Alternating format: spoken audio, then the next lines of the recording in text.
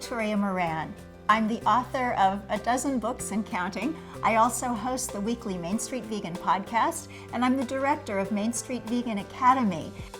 In any movement, any life decision, it's one thing to understand that there really is a history.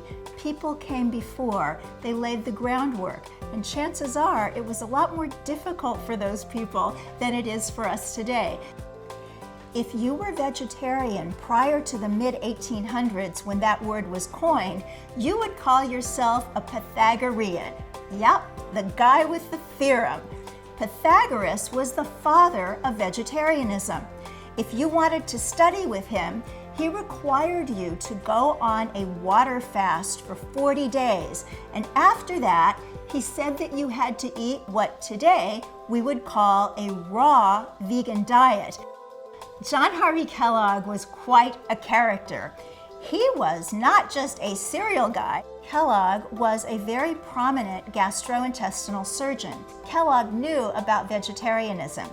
He invented many of the early faux meats, foods that resembled the kinds of animal products that people were used to and had a hard time cutting out of their diet.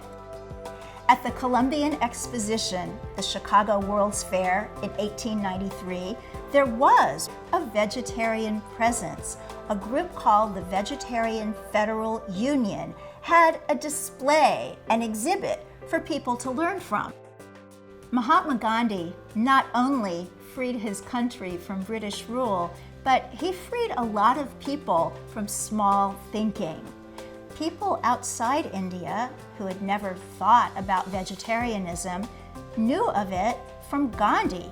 Gandhi inspired Dr. Martin Luther King, who did not become vegetarian himself, inspired others, including the Chicago comedian Dick Gregory, who was a huge proponent of vegetarianism and brought that teaching to the African American community.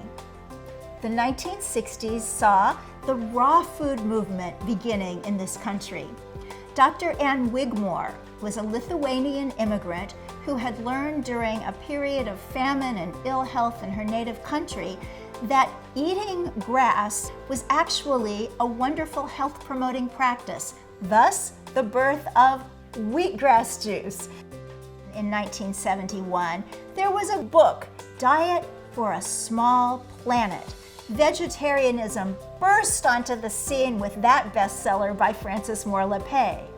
In Lappé's research, she had come to see the environmental ineffectiveness of raising animals for food. Paul Obis in Oak Park, Illinois, founded Vegetarian Times magazine. Paul was a registered nurse who did Vegetarian Times in his spare time. He used to deliver his mimeographed publication to health food stores in Chicago on his bicycle. In 1980, a unique organization hit the vegetarian world, PETA. Their mission statement says, "Animals are not ours to eat, wear, experiment on, or use for any reason." Probably earning the prize as the youngest person ever to found an animal rights organization is Nathan Runkle. When he founded Mercy for Animals in 1999, he was only 15 years of age.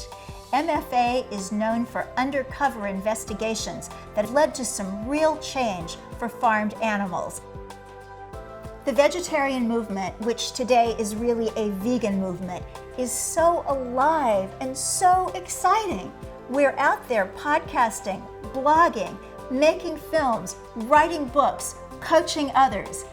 There's a great young presence in the movement. They're out there in the world changing things. Without knowing what came before and without knowing all the resources that are available to help, we might give it up. We can't afford to give it up. The animals are counting on us, and so are future generations who need a planet to live on.